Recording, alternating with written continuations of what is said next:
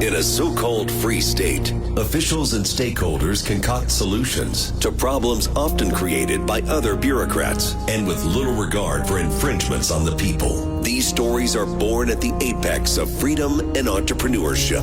We foolishly advocate for the taxpayer. Brian's Beat presents Freedom Fools. And a very good afternoon. Chilly again. Whatever happened to those 2 great days that we had, plus a little bit of wind-swept rain? At any rate, we're getting closer and closer. Let's see, it's New Year's Eve, December 20th. Good afternoon. Let's see, on the 20th, it's Go Caroling Day.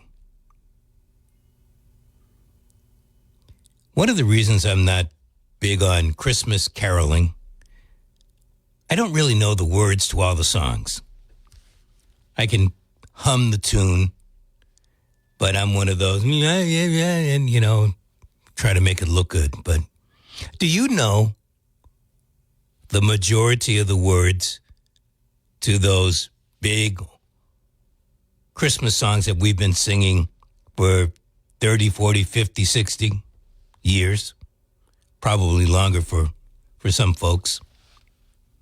I don't even know all the words to Mariah Carey's huge hit, All I Want for Christmas is Shoes. Human Solidarity Day is today. Don't know why. Human Solidarity Day. And it is Super Saturday, the Saturday before Christmas. Super Saturday. I don't know, do people do excessive shopping on this particular Saturday? By the way, I did go over to Stop and Shop. I was looking for a couple of things to nibble on. And I was surprised there weren't more people shopping at Stop and Shop. Who knows? On this date in 1860, South Carolina became the first state, and I like how they write this up, the first state to attempt to succeed from the United States. And the reason why I say it like that is, didn't they succeed at seceding? I think they did. And there were other states that followed suit. In fact, didn't they have to pass certain tests in order to get back in to the United States in slavery and a few other things? Yes, they did. So to say that they attempted to leave really isn't true. They left. Here's another reason you know that they left. There was something called the Civil War. War between the states. 'Twas the week before Christmas in 1989, and the United States invaded Panama on this date. And in the process, we deposed Manuel Noriega. I think my little crib note here says, that was exciting. That is more meant for me because there were 2 main military installations that sent troops to Panama. And one of those installations bordered the property next to the radio station that I was working for at that particular time. And the silence before the troops left, that certain troops knew something was up. That we did not know this before. I did not know this before. But apparently, there is some type of an alert that's given the soldiers. You're going to be taking off in X days. You don't say anything to anybody. You can tell your family you're leaving. You can't tell them where you're going. And in fact, I don't think at that particular time the troops that left from Fort Ord, I don't think they knew where they were going until they boarded. I could be wrong about that, but that's what I recall. And then, of course, the reporting that was going on during that time. And apparently it was about drugs. We invaded Panama because Manuel Noriega was a known drug dealer. So I guess President Trump figures, well, we got rid of Manuel Noriega some 40 years ago. I might be able to do the same thing with Maduro. We'll see. The Brian Speak quote of the day. If you want to run as fast as the men, then you've got to train like the men. If you want to run as fast as the men, you've got to train like the men. And Florence Griffith Joyner did just that. She had a male relative who was her trainer. And many times on the campus of UCLA, she would run against and with the men. All right, 508-996-0500. It has been quite a week. It was 1 week ago that I did this show, and I left the station unknowing, and I say left the station. I was here a little bit later last Saturday than I normally would be. But unknowing at the time when I left that there had been a wild mass shooting at Brown University. And as we know now, the shooter is, and I'm going to say it like this because not that I don't believe it, but he is alleged to have shot himself in the head, self-inflicted gunshot wound, and took his life. I'm not disbelieving that particular story.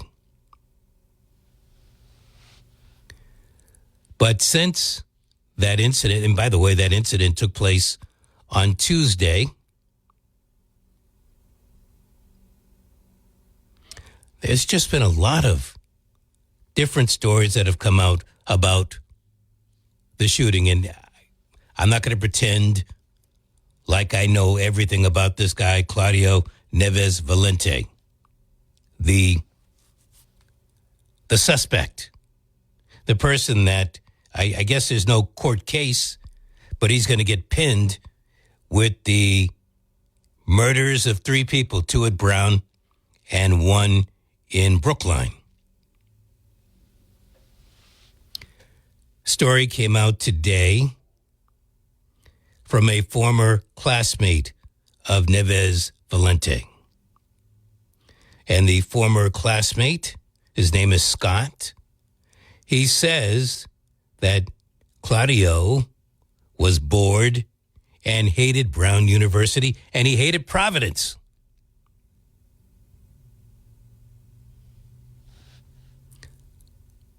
Still no motive, but we know that the guy, or we are led to believe that this guy, Neves Valente, hated Brown, hated Providence, and was bored as a student.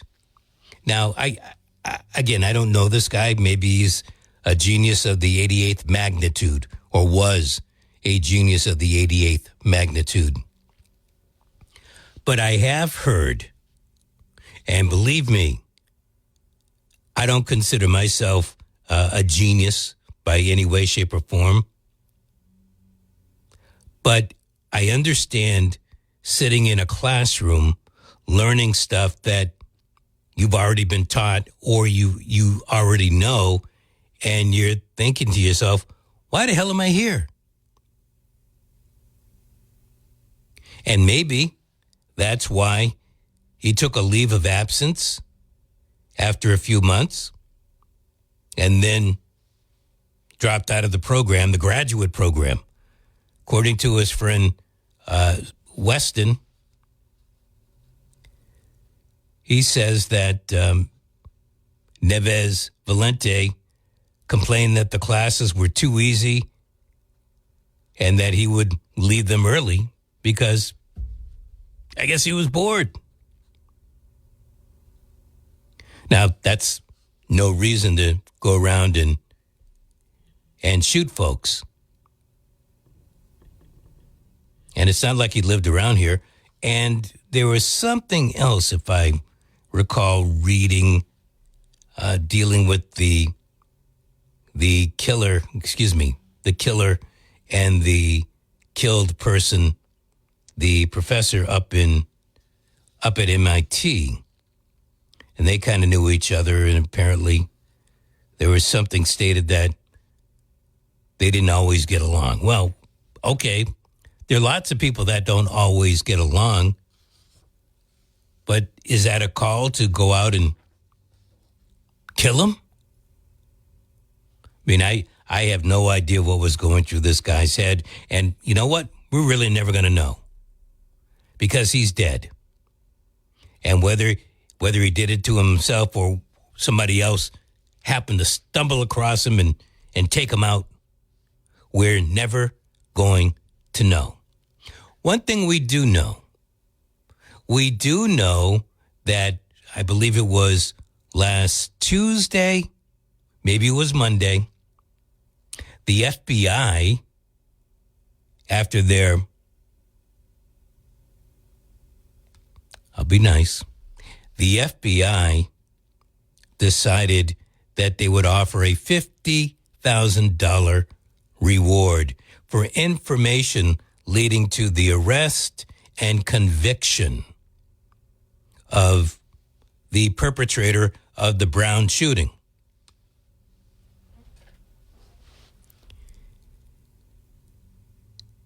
The mayor of Providence believes that the key witness who knew the car, gave the tip, should get that $50,000. And off the top of my head, I thought, well, of course, there was nobody that was even close to identifying and allowing the authorities to get to this particular guy. Then I thought about it a little bit more, and to the people that think I overthink, you might be right. You might be right in this particular case. So the mayor, Brett Smiley, mayor of Providence, sent a letter to Kash Patel. Oh, trusting Kash Patel. One individual amongst those who provided tips stands out above the rest. John, Smiley wrote to Kash Patel. I believe that our community is breathing easier today because of the extraordinary assistance John provided to our law enforcement agencies. I am writing you today to request that the entirety of the $50,000 reward be issued to his incredible Providence neighbor. That's what the mayor sent to Kash Patel. The response from the FBI, and I guess we really shouldn't be surprised by this. The FBI maintains longstanding policy not to confirm the identity of individuals who assist the FBI by providing tips or information. Additionally, the FBI will not comment on whether reward money has been paid and to whom. So, my jump to the conclusion is the FBI might not pay this guy, John, and how do we know if they did? Unless John decides to give his regular name and say, look, I gave them the information and they didn't want to pay me. Now, why would I think that the FBI might not pay in this particular case? The reward was for information leading to the arrest, prosecution, and conviction. To the best of my knowledge, you can't arrest a dead man. You're not going to try a dead man, and you certainly are not going to convict a dead man.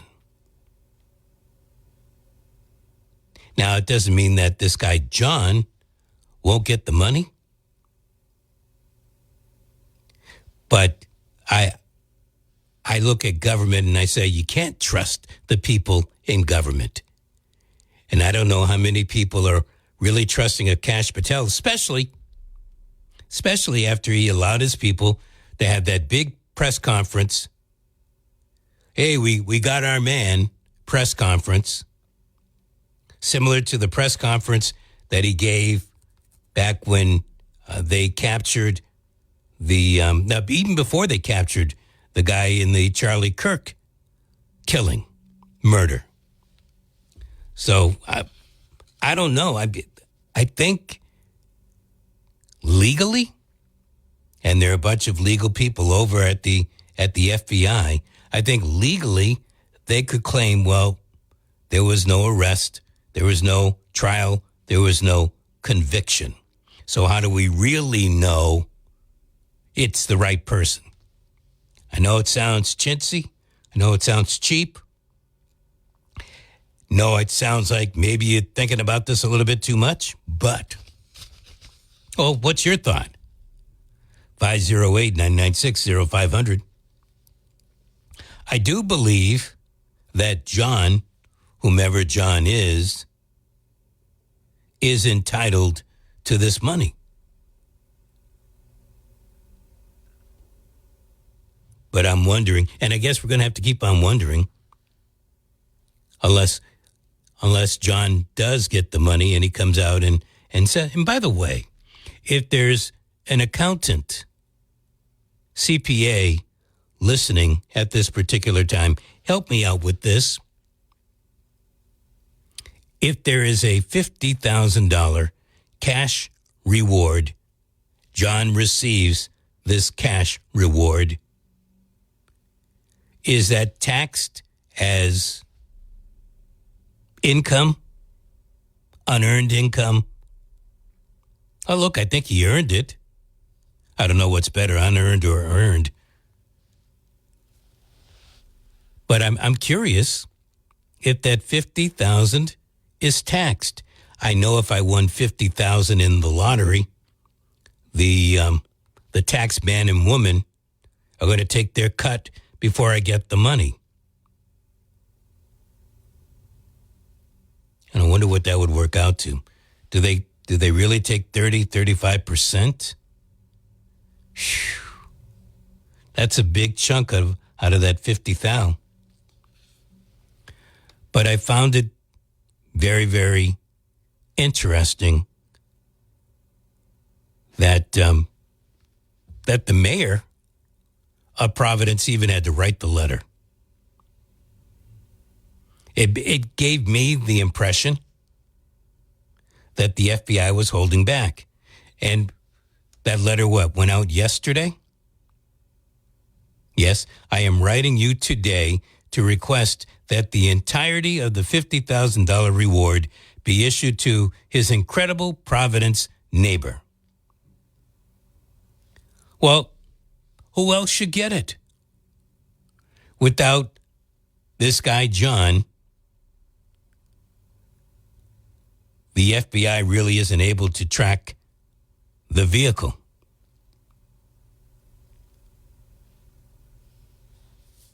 The car Neves Valente was seen using also linked him to the murder of MIT professor, we know, Lorio, at his home.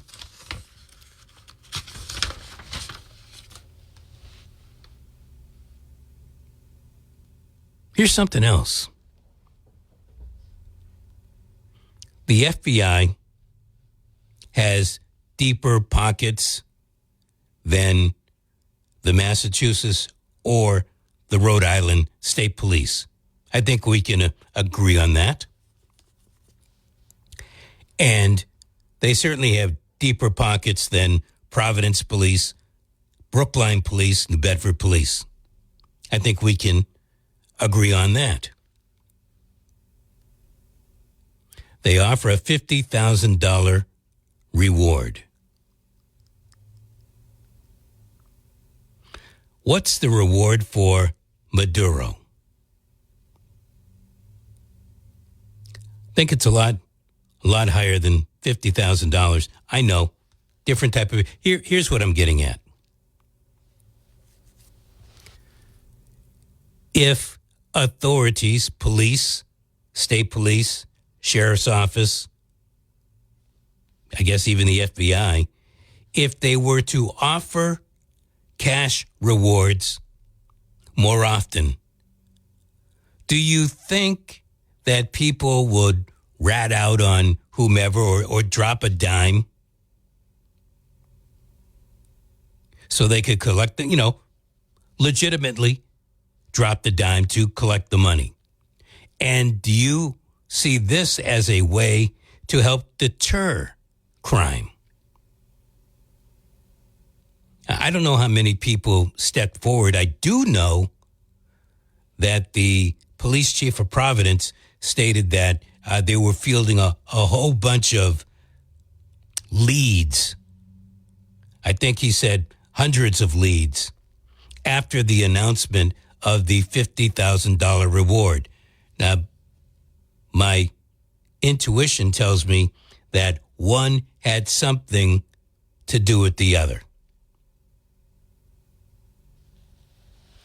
So, do you see this as a possible way to stop crime? Why don't we offer these types of rewards when there's a shooting near Montes Park?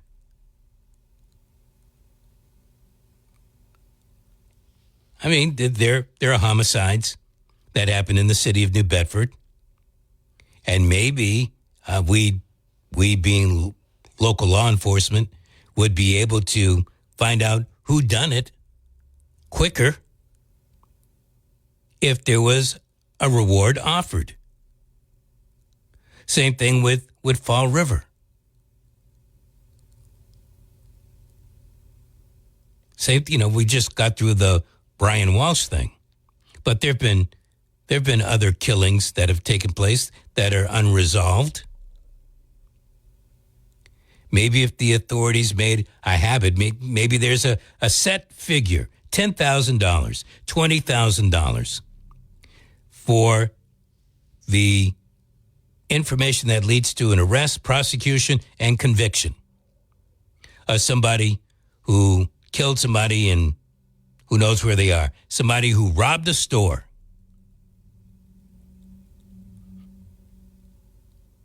Why not? If the mayor of Providence believes that this whole $50,000 reward should go to the one person named John, then maybe it's a good idea. If it helps to stop crime, I mean, isn't that what everybody wants? They want the safety. And if you have to give up $50,000 in tax dollars, aren't you willing to pay for it to make sure that criminal is off the streets? I mean, look what we have going on right now. You've got these agents, ICE agents. They're getting paid extra money to go out and bust heads and hopefully get the worst of the worst, even though we have records that show that they don't always get the worst of the worst. You're all right spending that money. Why not do bounties? We'll become a bounty nation. Look, we've got people that are hurting financially right now. If we had more bounties and people could ferret out who the criminals are and tell law enforcement and get a reward for it, that makes their life better. Oh, you're saying they might interfere with the police officer.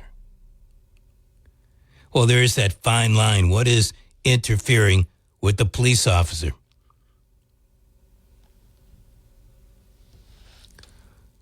So maybe this whole thing about $50,000 isn't such a bad idea.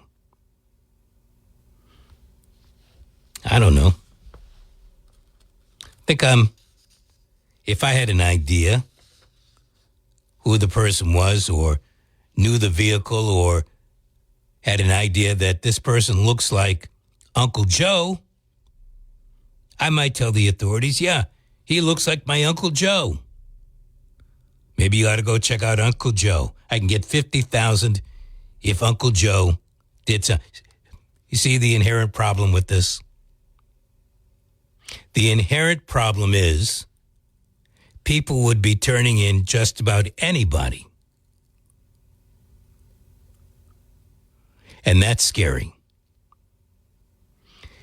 You have amateur sleuths out there trying to fight the crime that we pay police officers, stadies, sheriff's deputies. That's what we pay them to do.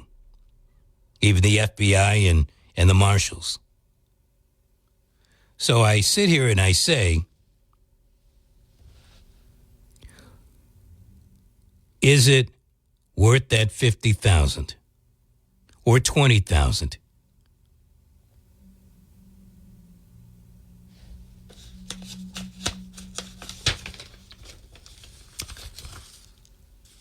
That brings me to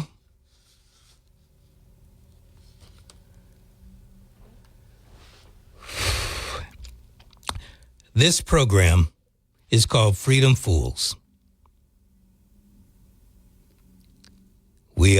I are staunch supporters of freedom and privacy.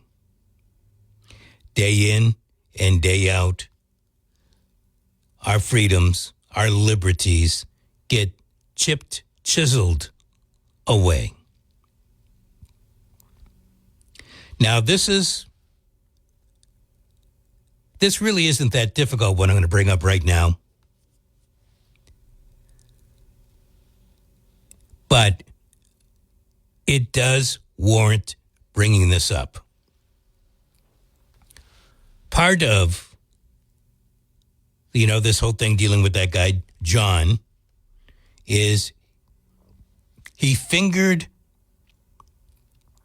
the Nissan vehicle that the alleged suspect was driving. And apparently it had a Florida license plate. And he told the authorities, and that was the major tip. Or at least that's what the police and the mayor, etc., are saying. That was the major tip. Then they figured out the license plate had been switched. Okay? There was a technology that was used, and it's called Flock, or it's made by Flock Safety. Flock as in like flock of seagulls, safety. And this security, in fact, you can see some of these cameras over by BJ's and the Home Depot in Dartmouth, and they may be in other towns. In fact, I sent a message over to one of my selectmen in Dartmouth, finding out if these cameras have been authorized, contracted with the town of Dartmouth.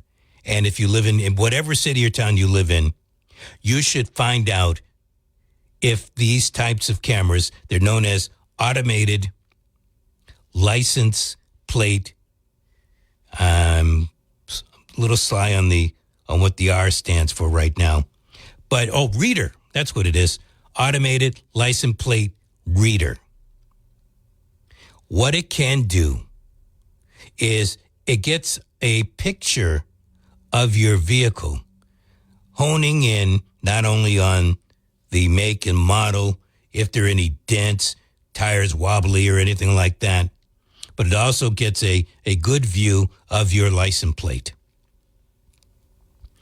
And they store the material 30 days, sometimes a little bit longer, sometimes a little bit shorter, depending on the individual community. They do it to every vehicle. So knowing the two cameras in question in Dartmouth by the BJ's and Home Depot, I'm sure they have got my vehicle who knows how many times. Because I take that back access road. I'm near, I can't even think of the name of the road that takes you up to Home Depot, but I'm in that vicinity all the time. I'm getting gas at the BJ's. Now, to the best of my knowledge, the town of Dartmouth did not order or contract those cameras. Private companies can go out and do it. Maybe the folks that own that property and lease it to Home Depot and BJ's and Dartmouth Town Center, etc. These cameras are for lease, own, contractable to cities and towns, states, and also to private companies. Now, what happened in the particular case dealing with the shooting at Brown and again at MIT, if you can track somebody using this technology, all the power to you. And it seems the reports that we're getting is that is exactly what did happen. That is a great use of this technology. There is a downside, and it's a privacy concern. The downside is each and every vehicle that goes by one of these cameras, there's a picture or a video that is taken of your vehicle. And whether you're doing something good or doing something nefarious, that picture is being taken. And then it's stored. Stored for 30 days. And you're thinking, all right, so what's the big deal? The big deal is it's something about you, somebody that is tracing you. And sometimes this information in the wrong hands could lead to some big problems. There are stories of police officers tracking their former mate using this type of technology. That's the exact wrong use of ALPR. And so, like everything else, it always depends on the hands that, in this particular case, the technology is in. Now, you might say, well, if I'm not doing anything wrong, I've got nothing to worry about. How many times have we heard that line only to find out that, not to pick on ICE, but I'm going to pick on ICE, people that weren't doing anything wrong, that are U.S. citizens, get caught up in what ICE activities are going on. Far different than the reader. I'm making the point that you could easily be minding your own business, not doing anything wrong, not have any kind of criminal behavioral type problem, And sometimes you're just in the wrong place at the right time. That's the same way that we have to look at these cameras. You could be in the wrong place at the right time. If a private company wants to go out and get these cameras, that's one thing. If your city, town goes out and orders these cameras, here's a more than possible, probable situation. You're driving down 195. You're heading toward Providence. You're in Massachusetts. You go by one of these cameras. They get a picture of you. You're not doing anything wrong. You cross over into Rhode Island, but there's police that believe you may have done something. So now what do? They Massachusetts can't do anything, but they can call Rhode Island and tell Rhode Island police, look for red sedan, license plate XYZ222. All of a sudden, now they've got a trace on you throughout Rhode Island. You're still driving. You're making your way down to New York City. All right, well, they're following you all the way down now 95, and you get into Connecticut. Rhode Island police can't do anything, so they let Connecticut police. Remember, you haven't done anything wrong. Eventually, you come up to a bridge, and you get pulled over. And then all of this to say, oops, sorry, we got the wrong person. Which is good. They let you go. They got the wrong person. But how did they get the wrong person? Because they were tracing you from 195 in Fairhaven, making your way all the way down or trying to make your way down to New York City.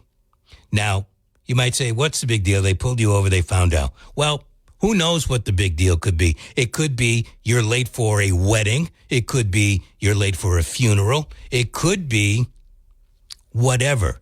You're missing, you might miss your connection down in New York. Who knows what it is?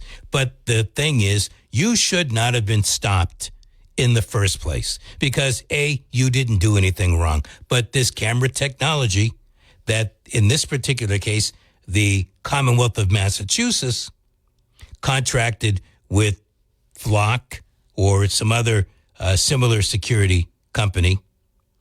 They've got you in the system, and they've got you in the system for a minimum of 30 days. Who knows what's going to happen over that 30-day period? Who knows? Maybe your car was involved in something else, or your car was near the scene of something, but you weren't in it, or nobody that you know was in it. Once again, it is a privacy issue. This has nothing whatsoever to do with tracing down, in this particular case, Neves Valente, Claudio. But it does have everything to do with other people's privacy because, and we all know this, there are more good people in Massachusetts and the United States of America than there are bad people. But this technology, it doesn't know the good from the bad. The revolution will be no rerun, brothers. The revolution will be live. This is WBSM. Here's what's happening this week on Town Square Sunday. As the year wraps up, Jack Spillane from the New Bedford Light will offer some thoughts on New Bedford city government and reflect on some of the major news stories of the year. And Stan Levine and Maria Connor will be inviting everyone to a free Christmas dinner. They're carrying on a tradition that began more than 50 years ago. I'm Jim Phillips. Join me for Town Square Sunday, Sunday morning at 6 and 11 on 1420 WBSM and 99.5 FM. It's about options. Instead of booking your next trip online, call Low Cost Air at 800-221-6085. Next option, speak with the real person to compare prices and schedules instead of AI. And with low-cost air, booking is an option. There's never an obligation to purchase anything. So call Low Cost Air to compare at 800-221-6085. Low Cost Air, 800-221-6085. Our Q4 roadmap includes omni-channel and This season, it's not about their rules. Lucky Rebels taking the odds back from the suits. So rebels like you can make your own rules. When it's 4th and long, you're not made to punt. Bet the way you live, like a rebel. Join the rebellion and get a $1,250 bonus at LuckyRebel.la. There's no better fool than the Freedom Fools. Now, back to Brian.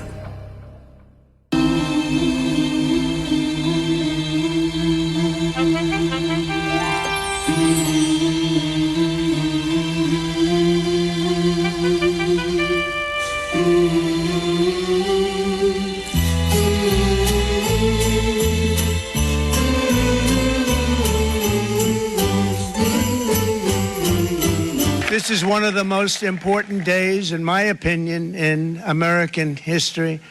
It's our declaration of economic independence. For years, hardworking American citizens were forced to sit on the sidelines as other nations got rich and powerful, much of it at our expense. But now it's our turn to prosper, and in so doing, use trillions and trillions of dollars to reduce our taxes and pay down our national debt, and it'll all happen very quickly. Well, I believe that came from early in April, Liberation Day. Do you feel liberated? Financially liberated? You know, it's funny, we were just talking about the AI license plate readers, and that's certainly taking a bit of our liberty away. But financially, you know, I wonder why at 11:30 on a Saturday morning, I don't see anywhere near as many people at Stop and Shop that I normally do. And I think it's because people are being cautious with their money, how they're spending their money. It's getting closer and closer to Christmas. Hanukkah is, I guess maybe tonight is the last night for Hanukkah. Might be off a night, but you know where I'm going with this. And so I do wonder, Mr. President, especially, I would hope that you've heard the news by now, that the United States will reportedly pay 20% of the money to rebuild Gaza. 20%. Now, you might say, well, where'd you get that from? Haaretz, which is an Israeli publication, but it's also in the Wall Street Journal. And I do believe most of the stuff that I read in the Wall Street Journal, especially if Haaretz and other publications are coming out with this information. In a pitch to Arab countries, U.S. officials have proposed Project Sunrise, a 20-year, $112.1 billion plan for Gaza's post-war reconstruction, with a commitment to fund 20% of the cost, according to the Wall Street Journal. Well, who put this plan together?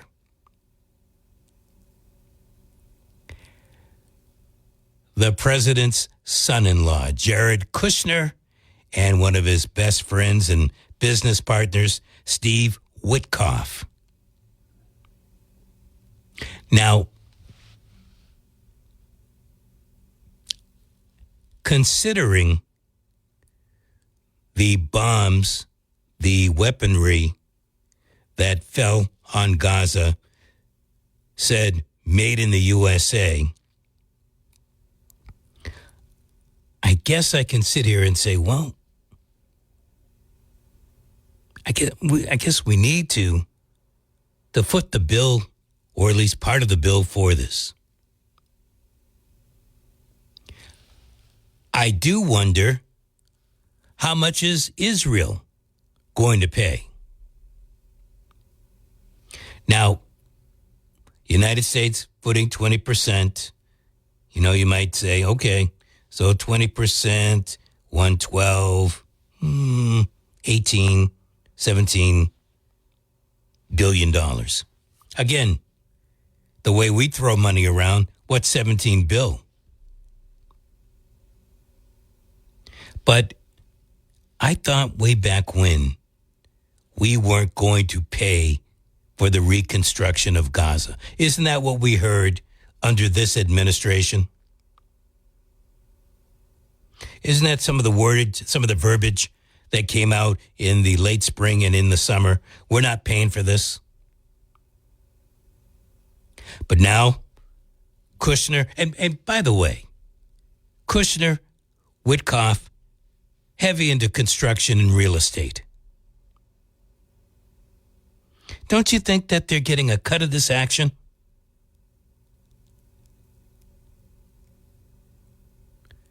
I guess maybe we start by saying, how responsible should the United States of America be for the rehabbing, the reconstruction, the rebuilding of Gaza? By the way, even the authors of the report, Kushner, Witkoff, and others, they point out within the report that it is very, very possible that this plan can't come to fruition because Hamas has not disarmed, and it also calls for Hamas to decommission the tunnels. At this particular time, I don't know that Hamas is going to do any of that. But the question is, what do you want to pay here? Do you think that you need to pay the 20% of what happened in Gaza? Are you willing to pay that 20%? 508-996-0500. I'm looking at the clock and I see you there. What I'm going to do is I'm going to break. We've got a break to take. We've got ABC coming up at the top of the hour. Maybe they'll tell us a little bit more, or at least ABC is going to tell us what they want us to know. So we'll have that coming up for you in a bit, and then I'm going to take your calls. Should we be paying 20%, X billions of dollars to rehab, reconstruct the Gaza Strip? When the people fear the government, there is tyranny. When the government fears the people, there is liberty. WBSM. Hi, how are you again? I have some last-minute gift problems. Don't worry. Hickory Farms has over 100 gift packs. Traveling for business or pleasure? Instead of booking online, first call Low Cost Air at 800-221-6085. Let a real person compare prices and schedules before AI takes over. With Low Cost Air, booking is your option, which means there's no obligation to purchase anything at all.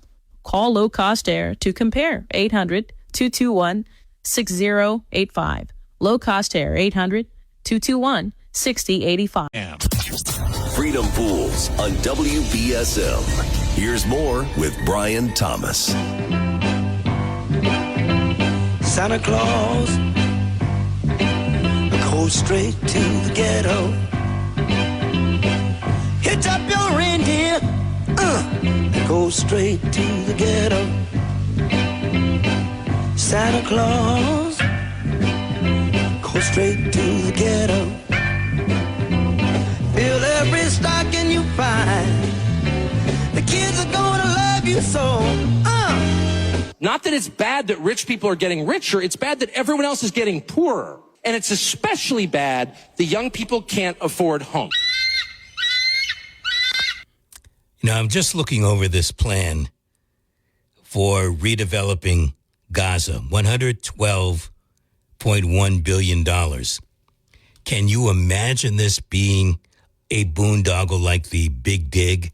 What do you think the eventual price tag for fixing up Gaza is going to be? And what about the, 1.5 million Gazans? What's going to happen to them? El Camino Health, the standard of excellence, delivering compassionate care in the South Bay. For more than 60 years, we've been your first choice, helping you live your best life. From staying healthy to getting you back to what you live for. Every national recognition is a show of strength. Another success story, built on trust. We're the neighbor always here, for you and your family. El Camino Health, our strength, your health.